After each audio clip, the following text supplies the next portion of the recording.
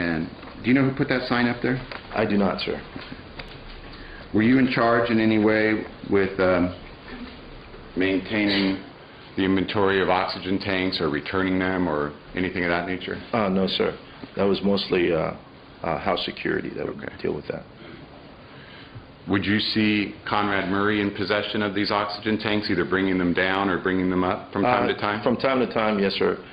He would come into the trailer, leave empty ones, and then he would grab some full ones, sir.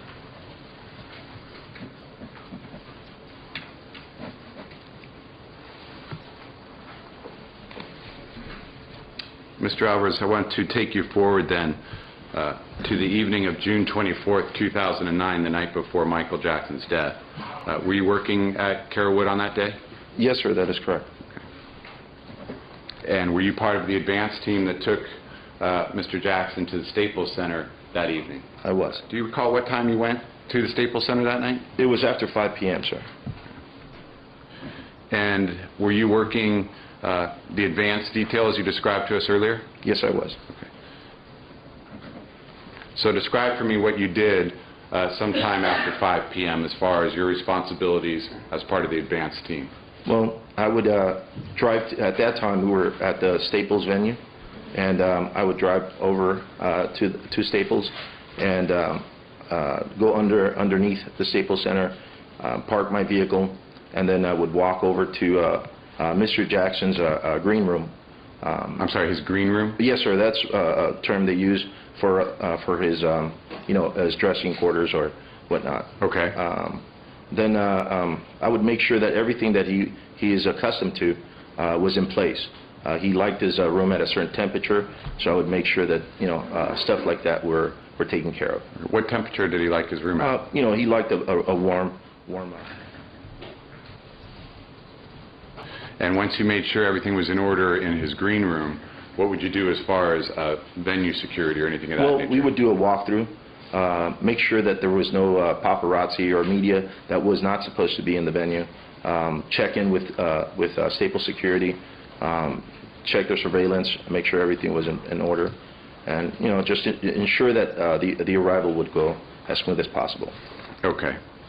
Now, once you check the green room, check security at the venue, did Michael Jackson arrive sometime thereafter? Yes, sir. About what time did he arrive on June 24th?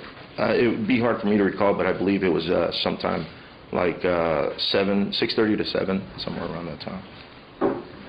And did you meet Mr. Jackson in a golf cart? That is correct, sir. Okay. And what did you do at that time? He would exit his vehicle, and he would jump onto the golf cart, and then I would just drive him over to his green room, and he'd get off and prepare for rehearsal. Okay. And do you recall the kind of demeanor or general attitude of Michael that evening? He was very happy. I do recall he was in very good spirits. So once you then took him to his green room and dropped him off, what did you do? I would park the golf cart in a position where it would be ready to go if he just wanted to leave, and then we would either start setting the parameters for security inside the rehearsal area, and we had our own break room and the break room as needed. Okay. Now, during the actual rehearsal that evening, what did you do? I'm sorry, can you repeat the question? During the actual rehearsal, so you've gotten Michael safely into his green room. Mm-hmm. You turned the golf cart around. You indicated you guys had your own break room or sitting area for security. Right. So once you had dropped Michael Jackson off into his green room, what did you do that particular evening? Oh, okay. At that particular day, I was in charge of the parameter in the back of the stage, and so I was posted in the back of the stage while he was rehearsing. Okay. And from being back in the back of the stage, exactly where were you, if you recall? I mean, when you say the back of the stage, what do you mean? Well, there was in the stage, and there is a garage door that would open up to the stage, and he would exit through there. And so I was in the back of the stage position, just in case anything, or he needed anything, I would be there to assist him. Okay. And so this kind of what you described as a garage door, this would open up, and then Michael would come out onto the stage, and he would also exit that way? That is correct. Okay. Were you able to see any of the rehearsal, or was your view blocked? It was blocked for the most part, but there was times where he was singing certain songs that I would go around the stage and just peek to see his performance. Okay, and how would you characterize his performance that evening as far as his demeanor? Well, he was doing very well for the most part, and I mean, I remember the dancers saying, "Oh, Mr. Jackson." Just a moment. The objection is sustained. The answer, anything thereafter is stricken. Disregard the remainder. Yes, sir. Mr. Wall. But the aspects of the show that you personally saw, not what the dancers told you, but the aspects you saw, it went very well? Yes, sir. Okay. And at the conclusion of the rehearsal that evening, what took place?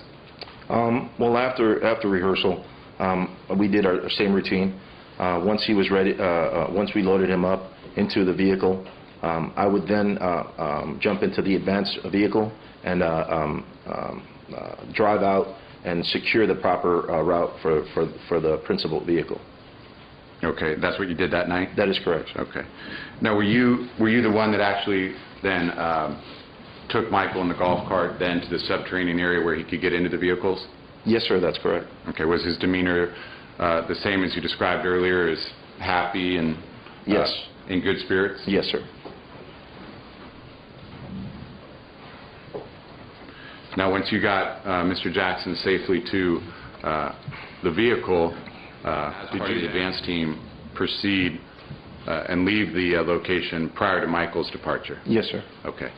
And again, was that part of your route survey and advanced security? That is correct. Okay. And to where did you drive at that time? If I recall correctly, sir, we drove off to the 101 freeway, and I don't recall the exact exit, but I believe it would have been, it could have been Sunset, and then you know, there was a closure in the freeway, so I was able to catch that and give the principal's vehicle that information, and for that, you know, they didn't have to wait in traffic, and they took an alternate route. Okay. And you proceeded to Michael's house at 100 North Carrollwood? Yes, sir. Okay. You arrived there before Michael? Yes, I did. And when you arrived at the location, did you see a particular vehicle already parked at the house that you recognized? Yes, sir, I did. And whose vehicle was that? That was Dr. Conrad Murray, sir. Showing you what was earlier marked People's 10 for identification. Is that Conrad Murray's convertible BMW parked in the driveway as you saw it that night on June 24th, 2009? That's correct, sir.